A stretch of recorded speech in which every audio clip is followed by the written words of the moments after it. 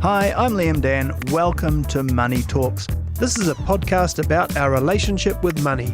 We're not going to tell you how to get rich, and we're not going to try and pick the next interest rate move. In this series, I'll be talking to some interesting New Zealanders about how money has shaped their lives and what they've learned about it through the years. With me this week, I have property investor and founder of the successful Sudima hotel chain, Sudesh Jhunjhnuwala. Kia ora, Sudesh. Welcome to Money Talks. Thanks for being here. Kia ora. Sudima hotels, I'll just start by asking, how many Sudima hotels are there now? At present, we have 7 Sudima hotels, and then there's an 8th one which is not under Sudima label, but it's managed by us. So that altogether, we have 8 hotels. It's quite a network. Would you describe it as a sort of a rapid rise? It's taken us about 20 years to get there, and it's more organic growth rather than going public money or going to public to raise funds. Sure. So it's that's why it's been a slow and steady rise. I guess it's what marks it out though is you're up against the big international players, all those big brand names, right? And it's sort of carved its own place in the New Zealand accommodation tourism scene. Oh, definitely. I mean, one of the things when we started the Sudima hotels was to see how we can differentiate ourselves, and that was through our mission statement of caring for everyone. That includes your guests, your staff, your environment, and that has given us a lot more. Our staff, our turnover is very low. And people are beginning to recognize that we do things because it's a genuine. It comes from the heart, rather than trying to be the most beautiful hotel in the world. Yeah. And I mean, it's grown, as you say, organically, but it putting aside perhaps the COVID few years, along with that huge boom in tourism to New Zealand and the growth of that industry, right? So it's sort of grown hand in hand. Yeah, and so like pre-COVID, we were involved in 3 hotels. So during COVID, we actually opened 3 hotels. Expanded, yeah, wow. So you can imagine it's been a tough few years, but none of our decision making is based on a very short cycle. It's a long-term business decision. Yeah, well, I want to talk a bit more about the business, but first, in this podcast, we jump back and talk about growing up and things, and I just wonder if you can tell me a little bit about your first memories of money in your life and where you were when you first sort of held money in your hand, that sort of thing. I guess, everyone as a child gets pocket money, so that's the first thing you remember, and how excited, you are because you can go out and spend that money. I was in Burma at that time because that's where I was born. Yeah. And my grandmother used to give me pocket money, and it was a daily, pocket money sort of thing. But it didn't used to last. It used to go very quickly. Was it sweets and things? Yes, lollies. And Yeah. So growing up in Burma, can you? I've read a little bit about your family backstory, but it is very interesting because it's coming out of India and then moving as circumstances and politics sort of forced your family to move. Yeah, so my dad was a very successful businessman in Burma, and then military government came in 1962, I believe, and they came and they nationalized everything, took over all our businesses. My dad did stay around a bit longer, just trying to see if government changes and we get back some of our business. But eventually they started harassing all the Indians. Yeah. So, had to leave. Yeah. And so what age were you then? It must have been quite traumatic as a child to suddenly... I didn't know much because I was 6 years old. And, right, you like just go with the flow, yeah. You're just running around on the streets and next thing you know, hey, you hear of this neighbor's, the male in this neighborhood has been arrested by... put behind bars and for no reason. So we all knew that it's coming. You had to get out, yeah. And so what happened then? Was it really like packing up all the belongings in a short space? No, so you could only carry 20 kgs out per person. So you had to leave everything behind. Yeah. And you couldn't sell anything. Yeah. So our family gave away everything, pretty much as much as they could give away. Yeah. So as a child, toys and things had to go? Yeah, everything. Wow, yeah. And so where did you head? We ended up in Kathmandu after that. Yeah. And that's why I did my primary and secondary school, which was quite a shock to the system because I'd never seen mountains or felt cold before that. You had gone from tropical to really quite mountainous cold, right? So it was a big change. And, while in Burma, the schooling was very informal schooling. Yeah. Whereas once we went to Kathmandu, it was a proper formal schooling where, we had periods and we had the different subjects and everything. So that was another shock. Yeah. And I guess, did your father have to really start again? I mean... Yeah, it was a new business that he started again. And so he got support from his brothers in Hong Kong, and then pretty soon he was off again. Yeah, and what was the family business? Was it in property? No, it was. So we had the agency for National Panasonic. Yep. And for some textiles. So everything used to come to Kathmandu. Yep. He used to import it and sell it to local traders. Yeah, so importing and trading and yeah. So, and do you think, and probably jumping around a bit here, but do you think that sort of entrepreneurial mindset rubs off a little bit? I mean, it's the understanding that you can buy low, sell high, you do all those things, right? It is known that people from our part of the part of India that we are from, we are known as the business people, right? Of India, entrepreneurs. So it was always, even while growing up, it was known that hey, you will join. It's almost a cultural thing. Yeah, it's a cultural thing. It's almost looked down upon if you go and work for someone. Yeah. It's interesting. Well, back then, not anymore, but yeah. And so did that? I guess did that sort of business mindset and things, did that influence the way that you looked at what you'd do at school and what your study would be and things like that? It definitely did. I knew that I have to study. So my extended family, as in my brothers, my cousins, none of them, went to university. Right. All of them finished their high school and off they got out and started earning money. Joined the business. Yeah. I was pretty much the first one in our family to go to university, and where I did bachelor's in business administration. Right. Yeah. Came back and then joined the business. Yeah. But it was always felt that what you can learn in the business is much more than what you can learn in the university. Yeah, you get that in journalism a little bit. You do your journalism degree, and then you come and start in a newsroom and start really learning, I think is the... Yeah.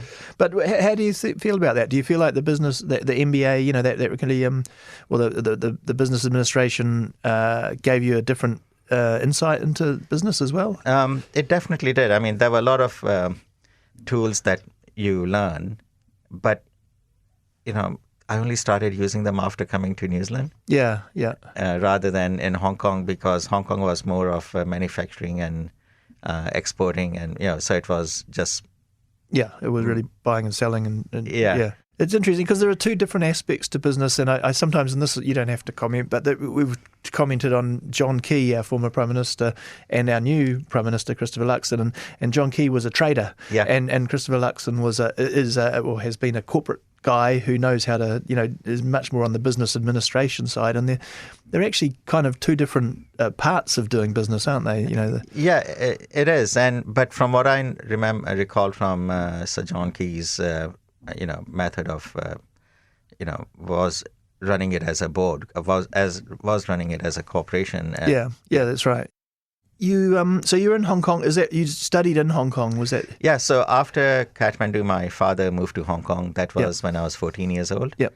And that's why I did my high schooling, and from there I went to university because Hong Kong didn't have much much options for university. Yeah. So everyone in Hong Kong went to either UK, Canada, or US for university. Okay, yeah. And so you were in the US for the actual university part. Yes. So you're really quite a leaping around in your youth growing up, Burma, Kathmandu, Hong Kong, and the US. Yeah, so I think the good thing with that is it's really opened my eyes to the world. And to me, I've stopped being judgmental. I believe that everyone, everyone has some reason. Yeah. There's so many different ways of living, I guess you see. Yeah. Maybe not so fond of military dictatorships and. But so what was it that actually brought you to New Zealand then? Was that a business interest? Your father had some property interests here, or? That's correct. My dad, he came to New Zealand in 1991, and he bought some large industrial and commercial properties. And over time, it became so big that it became like pretty much the biggest part of our business. But we all used to sit in Hong Kong, and nobody was managing it. And then, some of those big industrial properties were becoming vacant.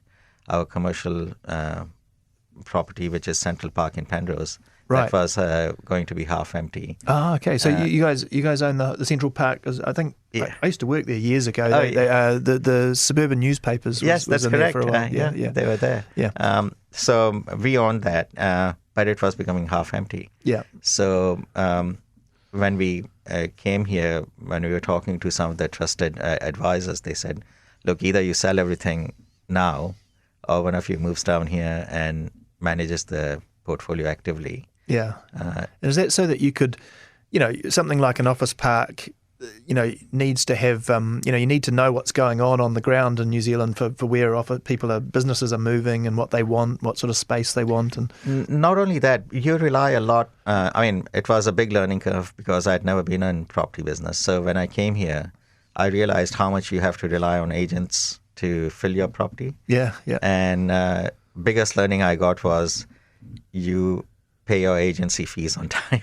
Right, yeah. And then they'll commissions on time, because nothing is worse than not pay, if the agent has to call you 5 times to get his commission. Yeah. He'll not show you anyone through. And he's the guy that you want the good relationship with. Yeah. So what year was it that you arrived in New Zealand? I arrived here in 2001. Yeah. With my wife and 3 daughters. Yeah. So. And were you always thinking long term, or was it just wait? I think when I came here, I was just turning 40, and it was just the right time. Yeah. Because Hong Kong to me was becoming too commercial, too materialistic, and what I saw in New Zealand I liked. Yeah. As in, it's, you could walk down the street barefoot. Yeah. Or in singlets, and nobody would. So a little bit of that going back to Burma and the relaxed sort of the feel. And I guess a good place for, bringing up a family and those That's things, correct. right? So, yeah. And what did you make of the sort of business scene in New Zealand, having, I guess if you've been in Hong Kong, you've seen a pretty sharp end of the business world. How was New Zealand when you arrived? Oh, New Zealand is very isolated, so it doesn't get affected. Like in Hong Kong, we would know what's happening around the world. Yeah. Dow Jones went down, or, FTSE went up. Where's the dollar doing? What's the exchange rate doing? Over here, you didn't need to know any of that. Yeah. You only had to know what's happening around New Zealand, maybe a bit of Australia.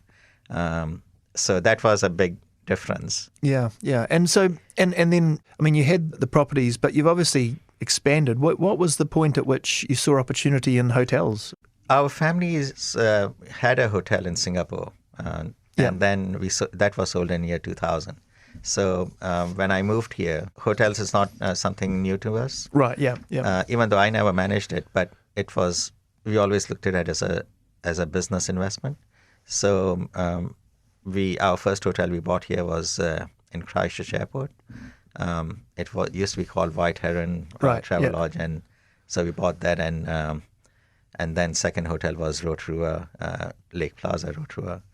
But Sudima brand didn't start till we had our third hotel, which is Auckland Airport, and that's when we thought, let's centralize everything. Let's centralize our finance, our sales and marketing, and take advantage of those 3 hotels together. Quite interesting, because then you've got to create a brand, and that is a bit more of a, that sort of big corporate sort of thing to do. I guess, again, the business administration probably had a bit of marketing in it, and brand marketing. How did you approach that? Oh, definitely it did. And, and then, that you have to hire the right people. you have to go to the right branding agencies. You have to go to the Yeah. right people. Get some expertise. Yeah, get some expertise. And that's something we've always believed in, is to get good expertise. But even then, what we found was, we could do a lot of good things, but it would never get published or anything. But if our big competitors, if they sneezed, it would be in the papers. Yeah. Good thing with social media now is that it's democratized all of that. Yeah. Yeah. So if you do something good, you can blow your trumpet. And yeah. That's right. You can really get it out there. Yeah. I've got a few questions I ask all the guests. One of them, I guess that you've sort of touched on it because it's probably around leaving Burma. But what's the poorest you would say you've ever been?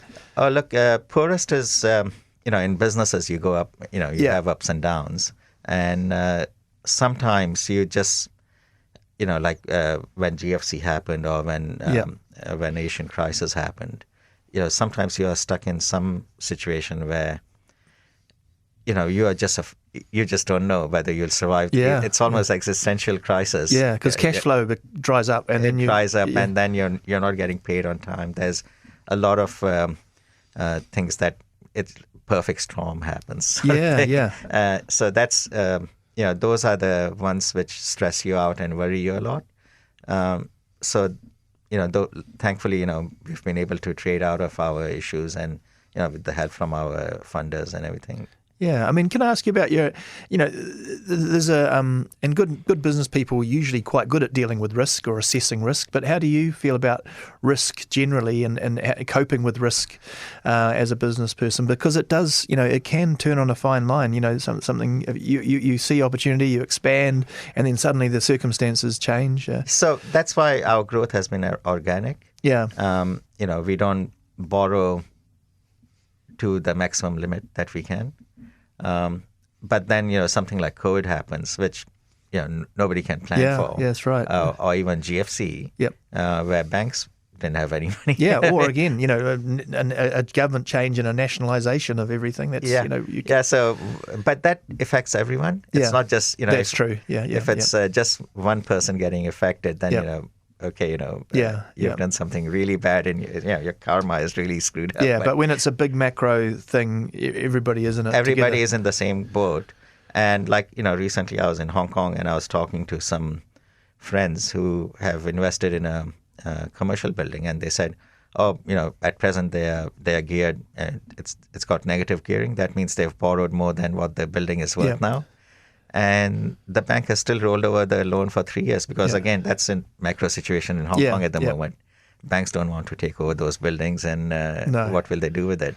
And I think the only time when GFC happened, when banks didn't have money, whereas during COVID or during Asian crisis, they would help you out. To get through. They could see the other side of it. Yeah. It's only when that panic sets in. Like there was a bit of panic around the GFC, wasn't there? And that's, I guess, hopefully what we avoid this time too. I mean, I know it's talk about long, boring cycle of high interest rates and inflation, but at least things aren't crashing. It's.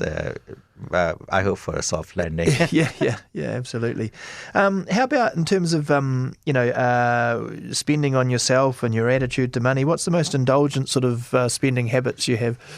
I'm a foodie. I'm vegetarian, so I can't go and buy caviar and filet mignons. But there's only so many cabbages and stuff I could buy. But I do enjoy going out eating. Yeah.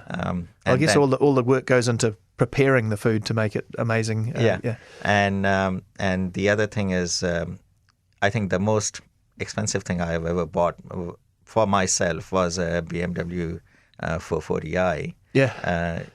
So it's not anything major. It's just so does that go to, I mean, I guess, as you say, you come from an entrepreneurial family and background. What is the driver? I mean, how much is money in itself the driver then, or is it sort of the once you're providing for the family, is it sort of about doing business for the I guess, how would you say, the sort of trying to do the perfect business deal and trying to achieve growth and things like that? I think, what we do is, what I believe in is doing the business the right way. So I'll not, we've walked away from deals which is not so kosher or which is, so we don't want to do anything that will spoil our reputation. My grandfather started doing business in 1920. We are over 100 years old. Yeah. And that's a lot of reputation that, sits on the back of you. And you just will not do, we are brought up saying you honor your commitments, you pay your bills on time, you do everything to protect your name. So and that goes to that long-term focus. You're not, I guess, often it is people taking short-term risks that get into trouble, I guess. Yeah, and it's, for us, like, if one property doesn't work, fine, but it sorts itself out in a long term. So it's as long as there's support from other properties and other investments, which... Yeah, absolutely. Is talking about money, do you buy lotto tickets? Do you still think about winning lotto, or is that not something you... Occasionally my wife will, we are after supermarketing, would be walking out and suddenly my wife will go, hey, look, 35 million, let's go and buy. Yeah. But no, it's not our habit to buy lotto at all. Yeah. But, when she sees a big number, she'll convince me, let's go and buy something. Because at some point, the business is doing well, you're doing okay looking after the family, but then the commodity almost, or the thing is time is as much as anything, what becomes precious, right? You've only got so much time. You've got to, more money can often mean more problems. Yeah, and there's only so much you can eat. Yeah, that's right. But what's happened is in the past 10 years, both me and my wife, we've become a lot more spiritual, and we believe in giving back, and you'll see that in our business as well now, whereby we used to do things, and suddenly one day I was reading about DEI, and I said, hey, we do all of these things already, and sustainability around, like we were the first hotel to get a sustainability linked loan in Australasia. Yeah. So again, that's come about because we do these things not because, we want to win some award, but it's because we care. Yeah, and it's more satisfying, I guess, to achieve. And that just gives so much mana to our staff when they go out and say, hey, I work for Sudima. They say it proudly. Yeah.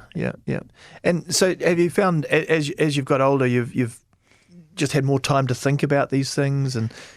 Oh, definitely. And what happens is... our staff, they are empowered to come up with any ideas. One day our hotel manager in Rotorua called me up saying he wants to start providing breakfast in a local primary school.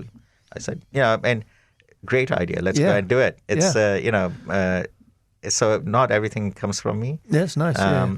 It's, I guess they know that they have that freedom to come up with these ideas. Yeah, sure. And so do you have specific projects and things you're involved with?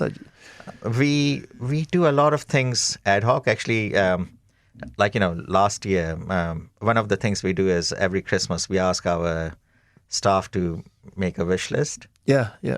So quite often it's like, hey, I want to buy a house. So yeah, sure. But you'll be surprised how often it's doing something good for the others. There was one which said, again in Rotorua, was...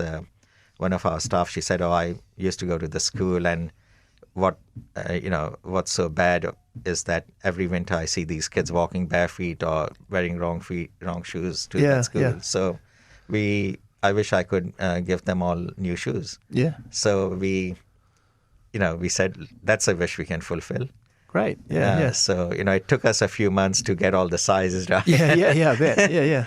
But then we went and gave shoes to each and every kid in that school. Yeah, do you have a philosophy or a sort of political, but just on when you look at the poverty in the world and the inequality, are there things that stand out to you as sort of the reasons or things that you would like to fix, or if you could change, that would change people's mindsets?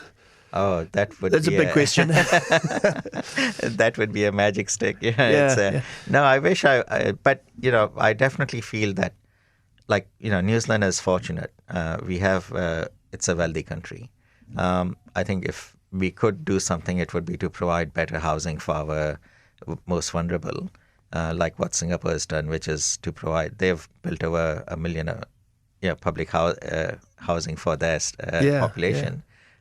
It's interesting. We talk a lot about things like the Singapore model, and we tend to talk about the hard business end of that, but not so much the social end. And those apartments are perfectly fine. They are nice, vibrant communities, and they are right next to, like, some of the high-end apartments. So it's not like a ghetto that's been built on one side. Yeah.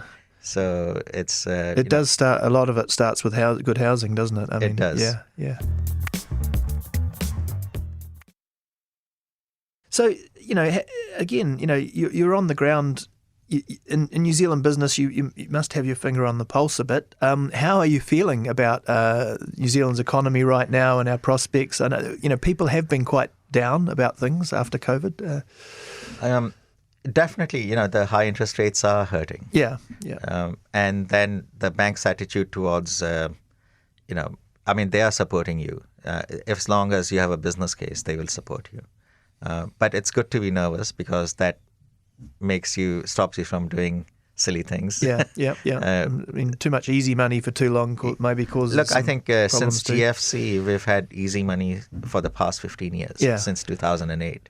So, most people don't even remember interest rates of 8-9% or double-digit interest rates. So it's it's sort of just waiting or hoping that it all gets back into balance. Somewhere a few points lower on the interest side, and but you talk to economists, they're saying that they don't expect it to go down to the previous levels. It might come down to like 3 to 4% level. And then, that's the OCR. And then hopefully inflation coming out as well. I mean, does that hurt? Does your business find inflation very difficult to deal with? It does. It is, because it's not just, some of our hotels are doing bigger turnover than pre-COVID levels, but the bottom line is worse than before. Yeah. Because the cost increase have wiped out, have taken a bigger chunk of that margin. So. Yeah, it's a lot of the only ones who seem to have increased their margins are the banks, but you don't have to comment on that. And so, obviously, it's been a successful journey in New Zealand. As you've come through, do you feel like your attitude to money itself has sort of changed over the years? Look, when I used to live in Hong Kong, which was very much a capitalistic society, which is quite a weird place to be a capitalist, because it's owned by China, and before that it was owned by Britain, which is a socialist country. So, whereas in Hong Kong they were experimenting with pure capitalism. Pure capitalism, as Milton Friedman said, it's the purest form of capitalism. But having come here, I realized that we need that social networks. You need that social safety net, because if somebody is going through a hard time, there's government to help out. In Hong Kong or in US, worst thing you can do is fall sick. Yeah. Without healthcare, you're in trouble. Well, in Hong Kong, you have good public hospitals, but over here, everyone goes through that same hospital system. Yeah. So if you have a fall and break your leg, it's not that you can do anything special. You'll have to go through that same hospital system, go through the same waiting list, and that's a big equalizer for everyone. And you hear the stories of our prime ministers checking in, standing in line. I think that's huge. That doesn't happen anywhere else in the world. But most countries in the world. Do you go back to Hong Kong and places like that, and do they think you've gone a bit soft? When I was moving to New Zealand, I remember my friends telling me that, that's where people go to retire, and you haven't had a chance to retire yet. And I, they do come here. They love New Zealand, but the only thing is it's too isolated. Yeah. If it was a bit more like, Hong Kong is on the way to pretty much anywhere. Yeah. If it was a bit more closer to equator, it would be doing a lot better or a lot different than what we are doing now. Sure. And so no plans to retire yet? I mean, you could be putting your feet up and playing golf, I guess, but... I did try golf, but my handicap didn't improve, so I gave up golf and went back to doing business. But No plans to retire yet. But then I'm turning, I'm just 61, so maybe another 5-6 years, see how things go. And I guess, getting started again after COVID and opening new hotel Kaikoura, it's on a bit of a roll, and you want to see, I guess that's part of the fun of business, isn't it? Seeing what happens next. Yeah, it is. And it's almost like, we've all had a restart after COVID.